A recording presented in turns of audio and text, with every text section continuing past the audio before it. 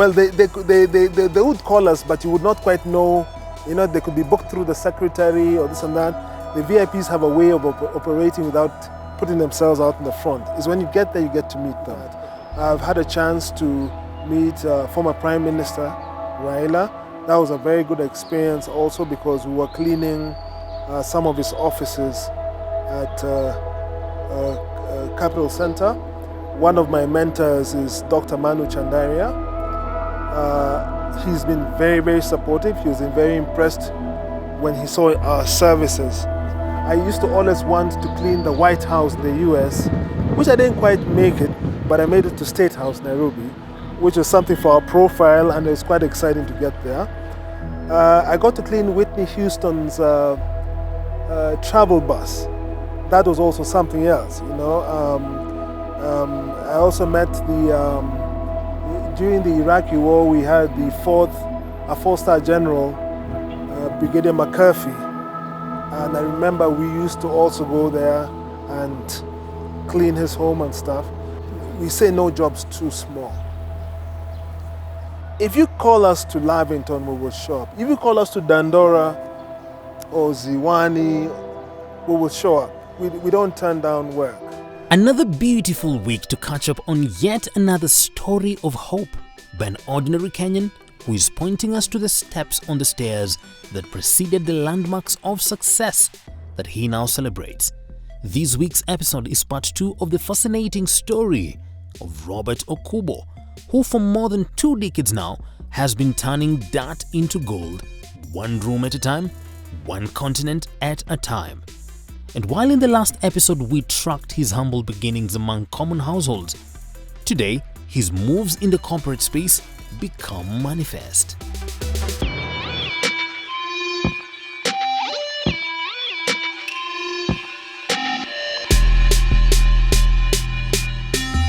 To effectively penetrate Kenya, I had to make sure I had to break it down very simple, and I had to make sure I had very low rates to get into their doors. So it was not easy. I came back solo with a machine. This machine must weigh about 70 kgs. I was shocked to find we had 5-story buildings with no elevators in them.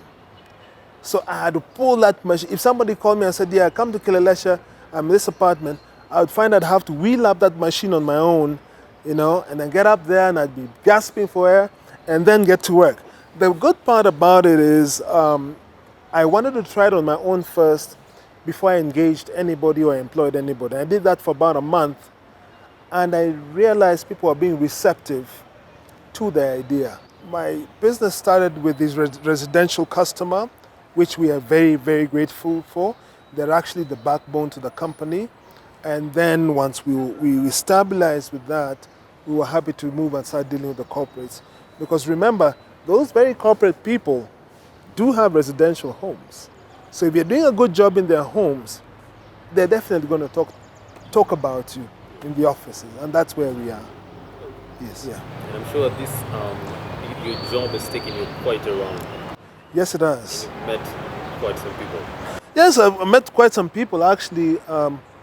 When I came back the second time, I met a very lovely lady who happens to be the mother of my lovely children today, and we work on the same team. So it's actually my wife, and that was one of the blessings I think I had, because we've been together about 9 years, and as we joined each other, she learned the business and learned it well.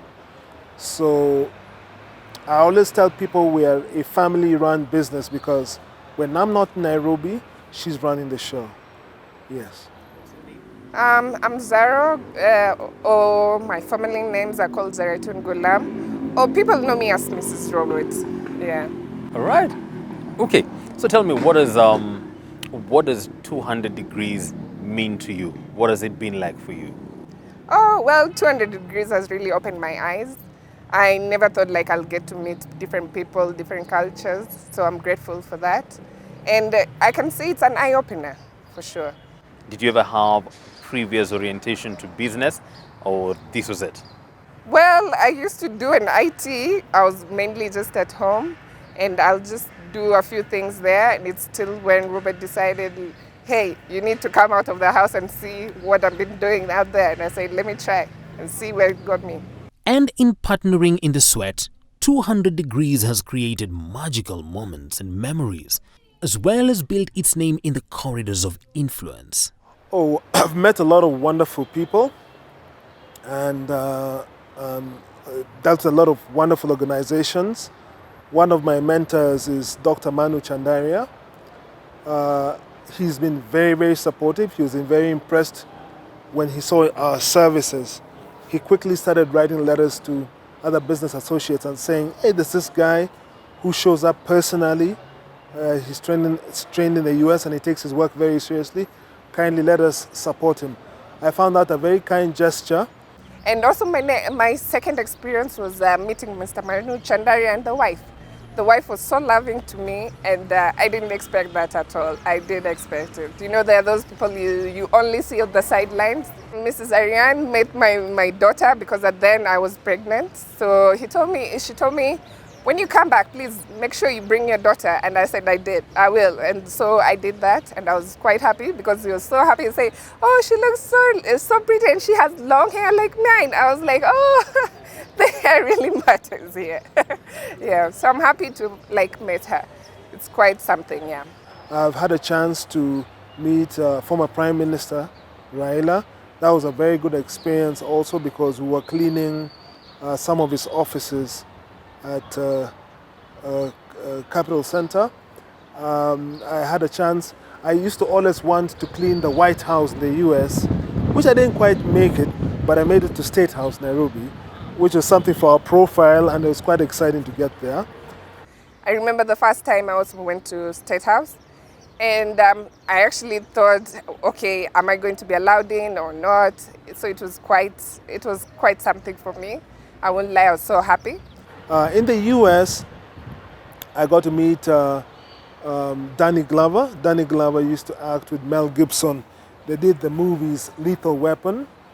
And then people from my generation may remember Good Times with JJ. We got to meet Thalma. Thalma was JJ's sister. That was also a client. I got to clean Whitney Houston's travel bus. That was also something else, you know. I also met during the Iraqi war, we had a four-star general, Brigadier McCurphy. And I remember we used to also go there and clean his home and stuff. So we bumped into a lot of interesting people. Marilyn Albright, I think she was the US First Secretary or something. We also got to clean for her.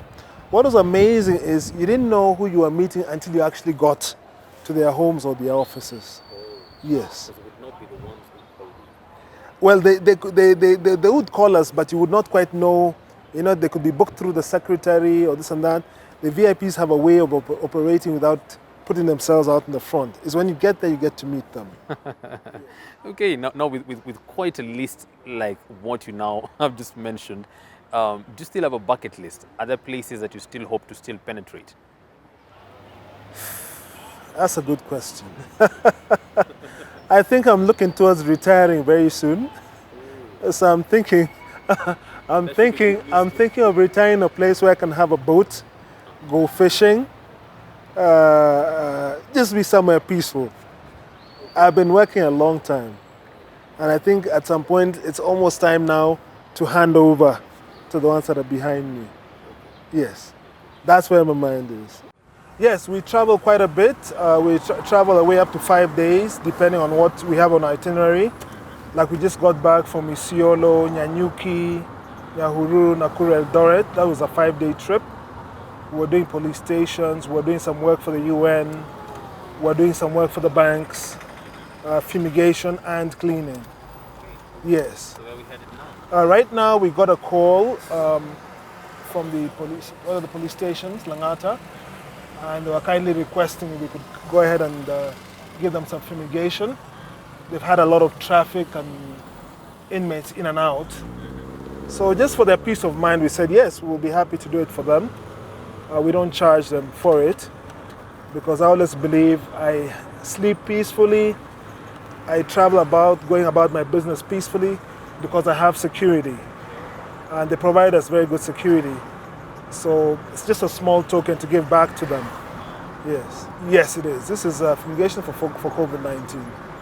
Yes, sir. Yeah, definitely. It is definitely scary because I'll tell you, my fear every day is I hope I won't catch COVID. And my consolement is using the gun. I use a big gun that blows out so much treatment. I tend to console myself that it kills everything it comes into contact with. But so far, so good. We've not had any problems in our team.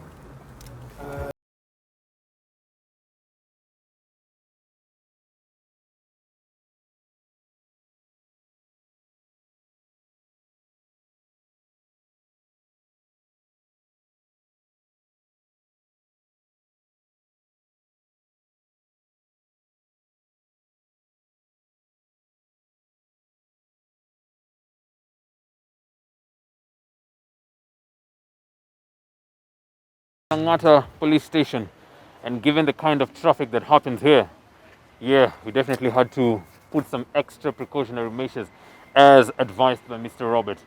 Oh yes, we'll be here for quite some time for some serious fumigation into the cells and every chamber that we can be able to find as part of his CSR. You can't believe this.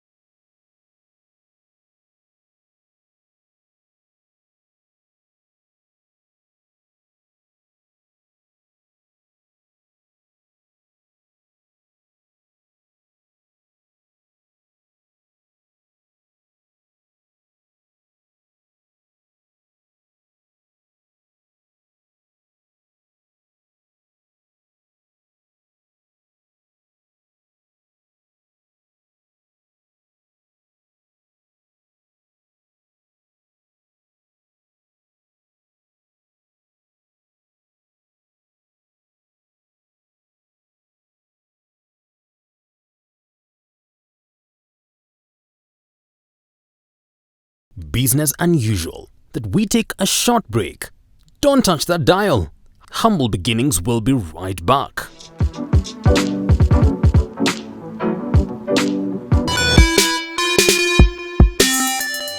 Welcome back. And if you're just joining us, this is the story of Robert Okubo, the rare CEO of 200 Degrees, who in an overall coat and gumboots is building his name and empire by fighting a stain at a time. And what you're seeing now is not a walking commando carrying his recoilless rifle. No, that's Robert and his fogging gun fumigating different corners of a police post, a service he has picked up as his CSR.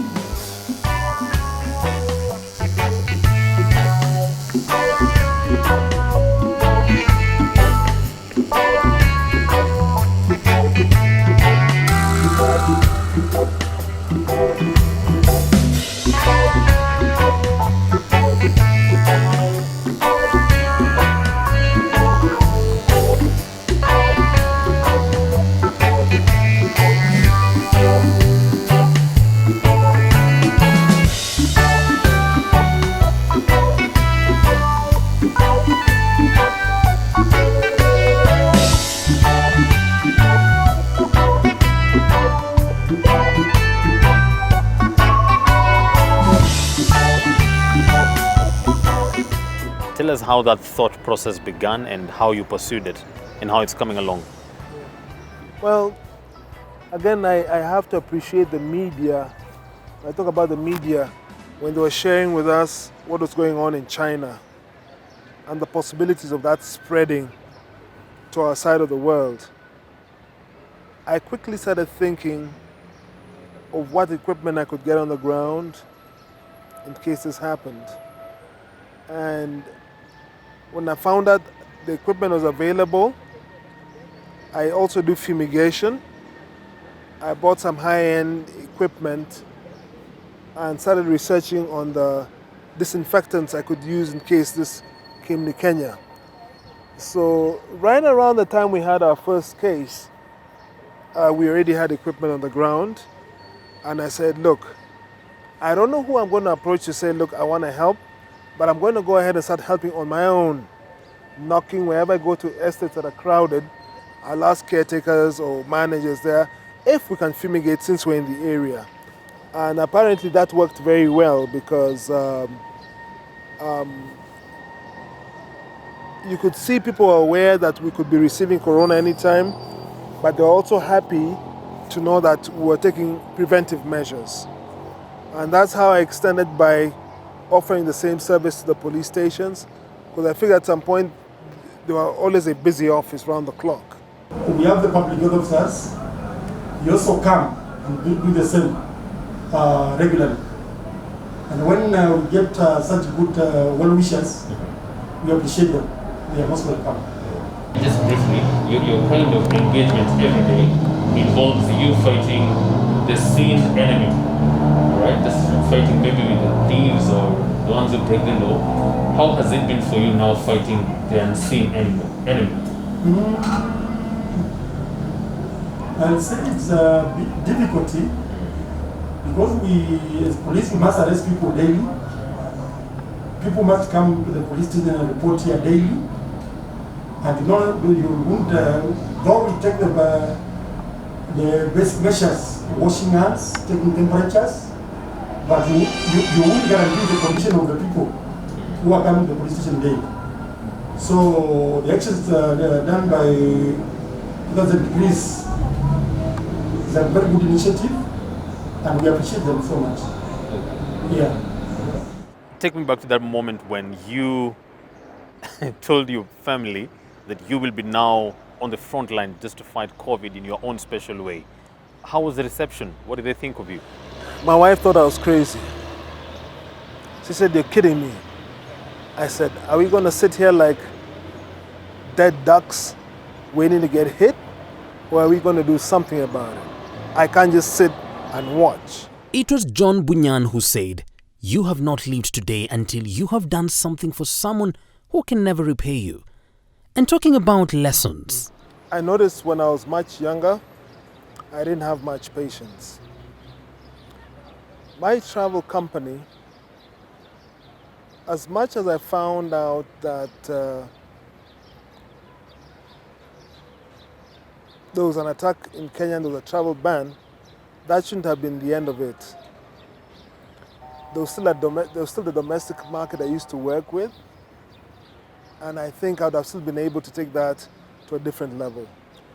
And I think I quickly walked away from that because I didn't have patience. Like, oh, all right, we have a travel ban, plan B. No, I should have taken my time and still worked it, or had, like I'm having somebody run the Kenyan branch now, I should have found somebody to run the travel company. So with this, you'll realize I've held on to 200 degrees for 20 years. It's because I've learned to have patience. And during his humble beginnings, what was his initial motivation as he set up the cleaning company? Personally, after watching the business model of Stanley Steamer, I wanted to build an empire, a business empire. So that was my goal. The company I worked for, remember the US is a continent.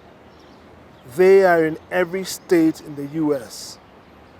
So you can imagine if you have 40 states and every day you collect maybe 50,000 shillings per state. You can do the maths. Now, he may be collecting about $5,000 a day by every state. You can do the math. So I just wanted to do a small fraction of what he was doing and maybe try and use the same business model in East Africa. Okay. You now have a team of about how many in all your branches? We are about 30 between here and the US. Nairobi, we are 8. And then we are 22 in Mombasa. Because in Mombasa, we have malls that we clean on a daily basis. That's a yearly contract. And then we have the residential homes we visit every once in a while. And what does he look for in a team? Tell them how to be careful when they handle customers, how to carry themselves in people's homes. And I'm very cautious about their backgrounds. I actually do background checks because you will realize we're going to a lot of sensitive areas, embassies, offices. If you have a long hand, you can easily steal. So we try and make sure we really gauge them before we employ them. So far, I've had a very, very good team. I've not had any issues. I don't believe there's any company that would not have any issues, but they've been minimal. I ask him about his leadership style that has him at the front line of every task they do. I think if you want to run a successful business, you have to be able to be there to monitor. A lot of times, I've looked at companies that have CEOs sit in the background and wait to receive phone calls on how the figures are doing or how business is going. But you lose a lot when you're not there monitoring what's going on. It's also not easy to try to be everywhere at the same time, but I'll tell you, I wake up like everybody else. I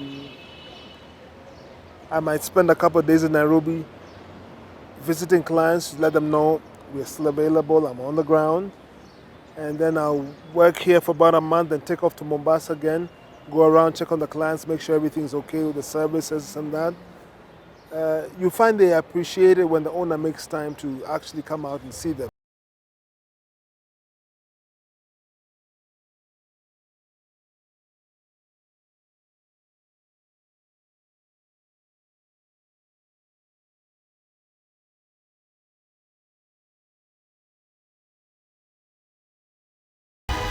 And everywhere we went, the drill was the same. We don't cut corners, we clean them.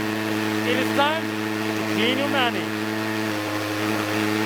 What was that?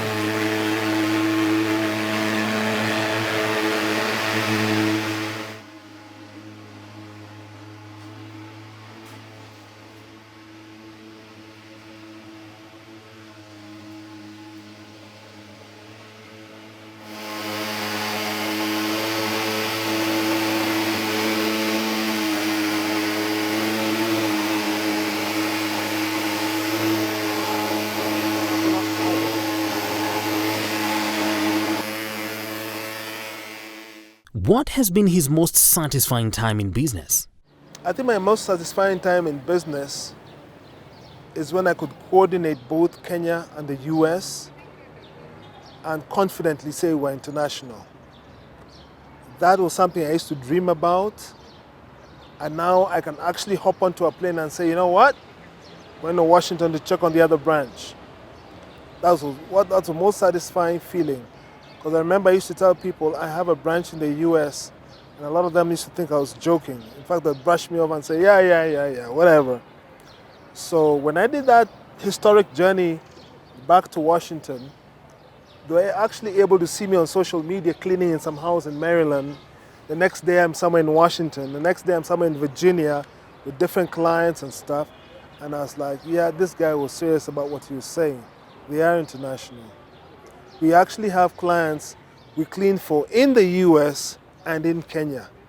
They both have homes in both continents. So it's very gratifying to see that. Well, I'll say this, Robert has been a go-getter. There are some things that tell him, sweetheart, don't do it, he'll still go for it. So I really like for somebody like his personality to get that. Like you always strive to get it, you want to do it. So it's good. I'd really appreciate like when men out there would do the same. Like try and get it. Just don't say, it's too far. Or, I'd really urge a lot of people to just try it out. Yeah. Do you think that sometimes he dreams too big? Yes, at times I feel he dreams too big, but you say, hey, dreams are valid everywhere, You just have to let him do it. Yeah, the goal is just try support him. What would you consider your greatest competition? Dirt. Dirt. Yes, dirt. We love dirt because we get to extract and make sure we get rid of it. That's what we do best. When we walk into that home, we want to make sure the homeowner comes back. They take a deep breath and say, that dirt is definitely gone. So that's our competitor, dirt. Not another company. Not another company, no. I don't worry about them. And now, to the ever-sizzling crossfire moment. Pets, cats or dogs? Dogs, definitely dogs. How many do you own? I have 6 and currently having 3 puppies now. Dogs or cats? Dogs. Whoa. Dogs. I actually have 6 dogs. Ooh. And they're Japanese spiters. Little fluffy dogs. Wow. Part of the family. All right. Hey. Who's the better dancer between you and? And Roberts. I'd say him. Him. Yes, I'd say him. I have my 2 left feet there. Who's the better dancer between you and your wife? Probably my wife. Now, given that this is also a family business, do you have any times or rather moments when you have had to take some cash from the business and then, without your wife knowing? Well, it wasn't documented. She might be hearing this for the first time. Well, I normally make a lot of the financial decisions because that's how I've always run the company. And I try and keep within my means and make sure I have my bills taken care of, but I usually handle that, the financial aspect of it. Okay. Yes. So you don't have like those impromptu moments? Rarely. Unless just business is slow or something. Other than that, usually we keep it quite organized with our finances. Okay. So I don't know how to answer that because I do it. Because I do it, which annoys him, but I don't know. I don't know if I'm supposed to say it. But I put it back. I can say it like that. No, have you ever lied to him as your boss? It's your boss. Maybe yes. Yes. Yes. I think I've lied to him. I don't know what to answer on that. Do you want to add like what was the exact lie? Of course, it was a good feedback. I wouldn't have to lie about business now. What is this one-liner that about you that you'd want them to mention about who Robert was?